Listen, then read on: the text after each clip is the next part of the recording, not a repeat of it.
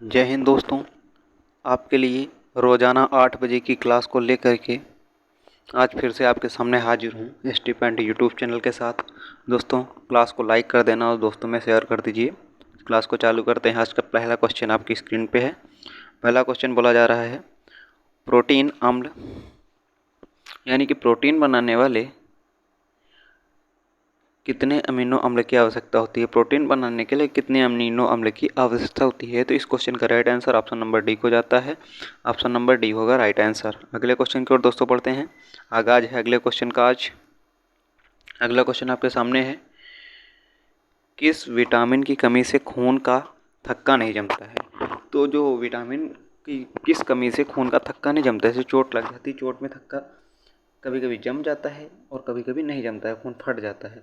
तो किसके कारण नहीं जमता है, तो ये पूछा गया है। ऑप्शन नंबर बी होगा विटामिन के। ऑप्शन नंबर बी होगा राइट आंसर। अगले क्वेश्चन की ओर बढ़ते हैं। आज का अगला क्वेश्चन दोस्तों आपके सामने है।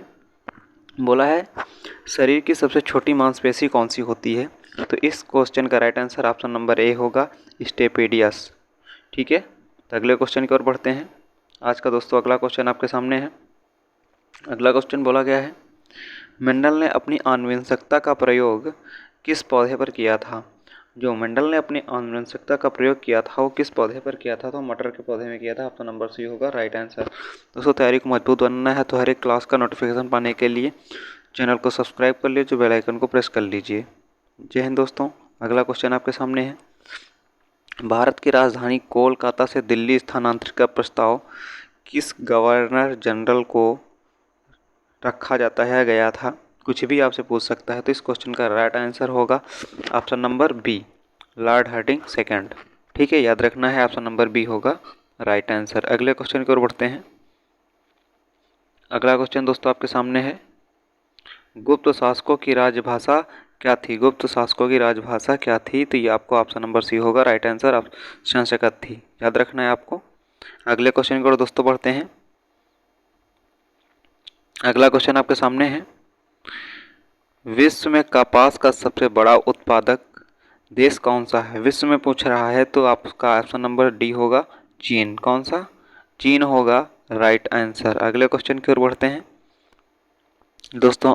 आगे पूछा गया है, भूकंप को किस यंत्र से मापा जाता है। जो भूकंप किस यंत्र से मापते हैं ये आपसे पूछा गया है। तो ये भी आपको मैं बता भी चुका हूँ। ऑप्शन नंबर बी होगा सिस्मोग्राफ। ये आपको बताए हुए हूँ। सिस्मोग्राफ होता है जिससे भूकंप तीव्रता की मापी जाती है। याद रखना, ऑप्शन नंबर बी होगा राइट आंसर। दोस्तों, कम समय में ज़्यादा क्वेश्चन करके अपनी तैयारी को मजबूत बनाइए। और चैनल पर नए हो तो चैनल को सब्सक्राइब कर लीजिए और बेल आइकन को प्रेस कर लीजिए और दोस्तों में ज़्यादा से ज़्यादा शेयर कर दीजिए। क्लास को लाइक ना किया हो तो प्लीज़ दोस्तों लाइक कर दिए, मेरे गुड्डा लाइक कर दीजिए। अगले क्वेश्चन की ओर बढ़ते हैं। चैतन्य स्वामी का जन्म किस राज्य में हुआ था।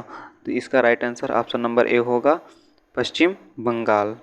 अगले क्वेश्चन की ओर बढ़ते हैं। अगला क्वेश्चन आपके सामने है, जलियांवाला बाग हत्याकांड की जांच के लिए किस कमीशन की नियुक्ति की गई थी। जलियांवाला बाग जो हत्याकांड हुआ था उसमें किस कमीशन की नियुक्ति की गई थी। तो हंटर कमीशन, यानी ऑप्शन नंबर सी होगा राइट आंसर। अगले क्वेश्चन की ओर बढ़ते हैं दोस्तों। अगले क्वेश्चन की ओर मेरे गुड्डा आगे पूछा गया है, शुद्ध जल का पीएच मान कितना होता है। शुद्ध जल का पीएच मान कितना होता है। तो इस क्वेश्चन का right answer option number B होगा 7 होता है। आपसे इसी जगह रक्त का पूछ लेता है, रक्त का पीएच मान कितना होता है। तो ये भी आपको याद रखना है 7.4 होता है। याद रखना है 7.4 होता है। जो 7 के ऊपर होते हैं वो अम्ल होते हैं, 7 उदासीन होता है, 7 के नीचे वाले क्षार होते हैं। दोस्तों, याद रखना है आपको। तानसेन का मूल नाम क्या था। तानसेन जो थे उनका मूल नाम क्या था। तो ऑप्शन नंबर ए होगा Ramtanu Pande. Option number A होगा राइट आंसर। अगले क्वेश्चन की ओर दोस्तों बढ़ते हैं। आज का अगला क्वेश्चन आपके सामने है, यानी कि आपकी स्क्रीन पर आ चुका है। अगला क्वेश्चन बोला गया है, रिफ्ट घाटी से होकर कौन सी नदी बहती है। रिफ्ट घाटी से होकर कौन सी नदी बहती है। तो इस क्वेश्चन का right answer option number D को जाता है, नर्मदा नदी। कौन सी, नर्मदा नदी बहती है। याद रखना है आपको। अगले क्वेश्चन की ओर बढ़ते हैं। अगला क्वेश्चन आपके सामने है, बोला गया है, रोजर फेडरर किस देश के खिलाड़ी हैं। रोजर फेडरर किस देश के खिलाड़ी हैं। तो इस क्वेश्चन का right answer option number B होगा स्विट्जरलैंड। ऑप्शन नंबर बी होगा करेक्ट आंसर। अगले क्वेश्चन की ओर बढ़ते हैं। अगला क्वेश्चन आपके सामने है। अगला क्वेश्चन बोला गया है, आइडेयर इनकी आत्मकथा है। आइडेयर इनकी आत्मकथा है, ये किसने लिखा है? आपसे बोला है आइडेयर किसने लिखा है, तो इस क्वेश्चन का राइट आंसर होगा ऑप्शन नंबर सी Kiran Bedi. Option number C होगा करेक्ट आंसर। अगले क्वेश्चन की ओर दोस्तों बढ़ते हैं। आज का दोस्तों अगला क्वेश्चन आपके सामने है। अगला क्वेश्चन बोला गया है, हर बस नए सिरे से बजट तैयार करना क्या कहलाता है? हर बार नए सिरे से बजट तैयार करना क्या कहलाता है? तो इस क्वेश्चन का राइट आंसर होगा ऑप्शन नंबर ए, शून्य आधारित बजट। ऑप्शन नंबर ए होगा करेक्ट आंसर। अगले क्वेश्चन को बढ़ते हैं दोस्तों। आज का अगला क्वेश्चन आपके सामने है। अगला क्वेश्चन दोस्तों आपसे बोला गया है, अल ब्रूनी किसके शासनकाल में भारत आया था? ये क्वेश्चन आपके लिए बहुत इंपॉर्टेंट बन जाता है। ये स्टार करते हैं, जो क्वेश्चन मैं स्टार कर देता हूँ वेरी वेरी इंपॉर्टेंट बन जाता है।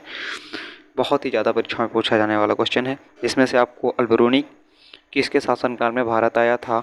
तो महमूद गजनवी के ऑप्शन नंबर डी को जाता है करेक्ट आंसर। अगले क्वेश्चन की ओर बढ़ते हैं।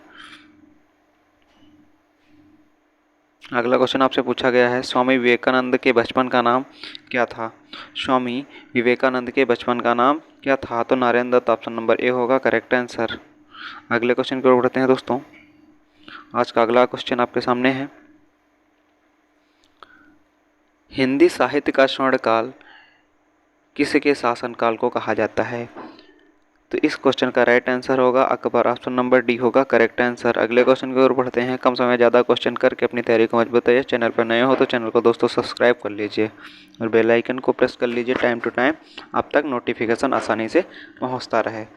तो ठीक है, इसी के साथ आगाज करते हैं। विश्व में टिन का सबसे बड़ा उत्पादक देश कौन सा है? इस क्वेश्चन का राइट आंसर मलेशिया होगा। ऑप्शन नंबर सी होगा करेक्ट आंसर। अगले क्वेश्चन की ओर बढ़ते हैं। अगला क्वेश्चन आपके सामने पूछा गया है, शेर शाह का मूल नाम क्या था?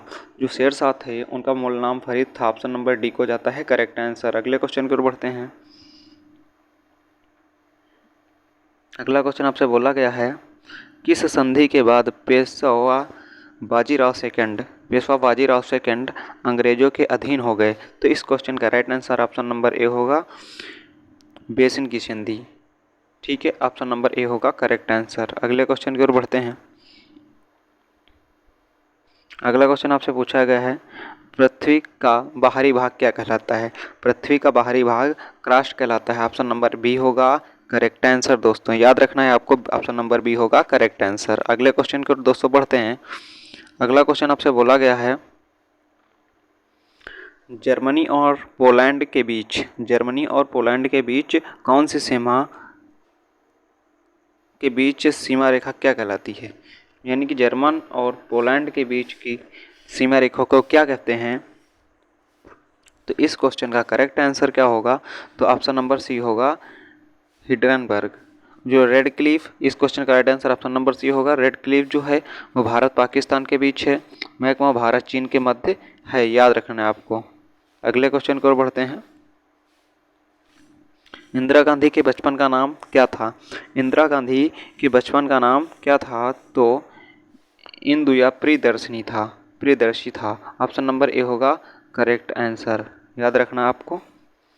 अगले क्वेश्चन की ओर बढ़ते हैं। अगला क्वेश्चन आपके सामने है, जनसंख्या का महाविभाजक वर्ष क्या कहलाता है? जनसंख्या को डिवाइडेशन कब किया, महाविभाजक वर्ष क्या कहलाता है? तो इस क्वेश्चन का right answer 1921। Option number C होगा करेक्ट आंसर। अगले क्वेश्चन की ओर दोस्तों बढ़ते हैं।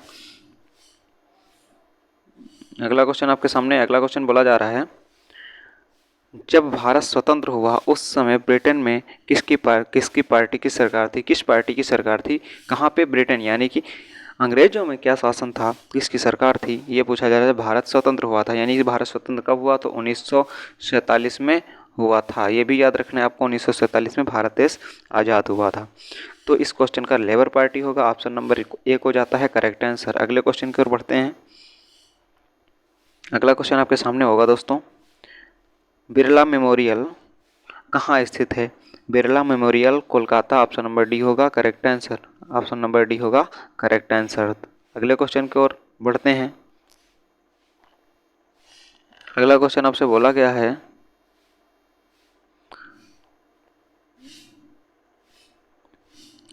नगीना मस्जिद कहाँ स्थित है। Nagina Masjid option number B Agra, option number B होगा करेक्ट आंसर। अगले क्वेश्चन की ओर बढ़ते हैं। अगला क्वेश्चन आपसे बोला गया है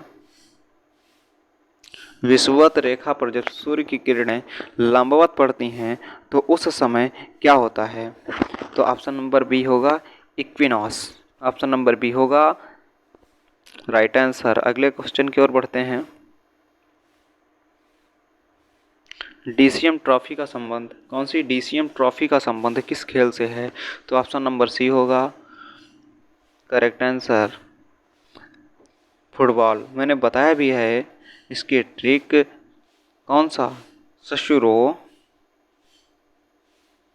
डूब मरो, मैंने ये ट्रिक बताई है। ससुरो कौन सा डीसीएम पूछा है, डी से डूब मरो, डू से डूब आया तो ये क्या होगा, ये सारे जितने भी नाम होंगे ये सारे फुटबॉल से संबंधित ट्रॉफियों के नाम होंगे आपके सामने। ठीक है, तो अगले क्वेश्चन के साथ बढ़ते हैं। अगला क्वेश्चन आपको बोला गया है मुद्रास्फीति की दर में गिरावट से वस्तुओं के मूल्य पर क्या प्रभाव पड़ेगा। तो ऑप्शन नंबर बी जाएगा करेक्ट आंसर घटता है। स्फीति जब की दर गिरावट होती है यानी गिरती है तो वस्तुओं का मूल्य भी घट जाता है। तो ऑप्शन नंबर बी को जाता है करेक्ट आंसर। अगले क्वेश्चन की ओर बढ़ते हैं। अगला क्वेश्चन है भारत सरकार अधिनियम 1935 के द्वारा किसके द्वारा पारित किया है। 1935 जो अधिनियम था भारत सरकार का वो किसके द्वारा पारित किया गया था। तो ऑप्शन नंबर ए होगा ब्रिटिश संसद, ऑप्शन नंबर ए होगा करेक्ट आंसर। अगले क्वेश्चन की ओर बढ़ते हैं। अगला क्वेश्चन बोला गया है शाहजहां के बचपन का नाम क्या था। तो शाहजहां के बचपन का नाम खुर्रम था, ऑप्शन नंबर सी होगा करेक्ट आंसर। अगले क्वेश्चन की ओर दोस्तों बढ़ते हैं। अगला क्वेश्चन आपसे बोला गया है विष्णुगुप्त के नाम से कौन जाने जाते थे, यानी कि विष्णुगुप्त के नाम से किसे जाना जाता था। तो ऑप्शन नंबर ए होगा चाणक्य को, ऑप्शन नंबर ए होगा करेक्ट आंसर। अगले क्वेश्चन की ओर बढ़ते हैं। अगला क्वेश्चन आपसे पूछा गया है रंगास्वामी कप का संबंध किस खेल से है। तो रंगास्वामी कप का संबंध हॉकी से, ऑप्शन नंबर सी होगा करेक्ट आंसर। अगले क्वेश्चन की ओर बढ़ते हैं। अगला क्वेश्चन आपके सामने है बाबर का मूल नाम क्या था। तो बाबर का मूल नाम ऑप्शन नंबर ए जहीरुद्दीन था, ऑप्शन नंबर ए होगा जहीरुद्दीन करेक्ट आंसर। अगले क्वेश्चन की ओर बढ़ते हैं। गुसाई दत्त के नाम से कौन जाने जाते थे। तो गुसाई दत्त के नाम से स्मितानंदन पंत, ऑप्शन नंबर सी होगा करेक्ट आंसर। अगले क्वेश्चन की ओर बढ़ते हैं। प्रसिद्ध नाटक अंधेर नगरी के लेखक कौन थे। अंधेर नगरी के लेखक Bharatendu Harishchandra, option number A होगा करेक्ट आंसर। अगले क्वेश्चन की ओर बढ़ते हैं। अगला क्वेश्चन आपसे बोला गया है बीरबल का मूल नाम क्या था। तो बीरबल का मूल नाम ऑप्शन नंबर बी होगा महेशदास, ऑप्शन नंबर बी होगा करेक्ट आंसर। अगले क्वेश्चन की ओर बढ़ते हैं। अगला क्वेश्चन आपसे बोला गया है साइमन कमीशन के विरुद्ध लाहौर में आयोजित विद्रोह में गंभीर रूप से किसे चोट आई थी। तो इस क्वेश्चन का right answer Lala Lajpat Rai, option number C होगा करेक्ट आंसर। आज का लास्ट क्वेश्चन और आपके लिए काफ़ी इंपॉर्टेंट क्वेश्चन होने वाला है, तो याद रखना है पौधे में किस भाग से जूट की प्राप्ति होती है, यानी कि पौधा का कौन सा भाग होता है जहाँ से जूट की प्राप्ति होती है। तो इस क्वेश्चन का तना होगा right answer, option number C होगा करेक्ट आंसर। दोस्तों क्लास को लाइक कर दीजिए और दोस्तों में ज़्यादा से ज़्यादा शेयर कर दीजिए। ठीक एक बार लाइक कर दीजिए, मिल के दोस्तों लाइक कर दीजिए और शेयर कर दीजिए। चैनल पर नए हों तो चैनल को सब्सक्राइब कर लीजिए और बेल आइकन को प्रेस कर लीजिए। तब तक के लिए जय हिंद, जय भारत, वंदे मातरम।